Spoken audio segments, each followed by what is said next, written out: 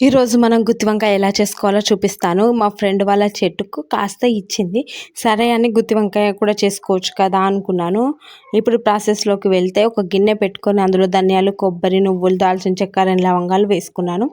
అవి చల్లారాక మిక్సీ గిన్నెలో వేసుకోవాలి. అయ్యో రామ, వీడియో తీస్తున్నా అన్న సంతోషంలో పల్లీలు వేయడం మర్చిపోయాను. మళ్ళీ పల్లీలు వేంపి వేశాను. అందులో ఒక ఉల్లిగడ్డ, రుచికి సరిపడ కారం, ఉప్పు, అల్లం వెల్లుల్లి పేస్ట్, పసుపు వేసి బాగా మెత్తటి పేస్ట్లా పట్టుకోవాలి. ఇప్పుడు వంకాయలను మధ్యలో కట్ చేసి రెడీగా పెట్టుకున్న వంకాయలను తీసుకొని అందులో మనం రెడీ చేసుకున్న పేస్ట్ను మంచిగా అన్నిటికీ పెట్టుకోవాలి.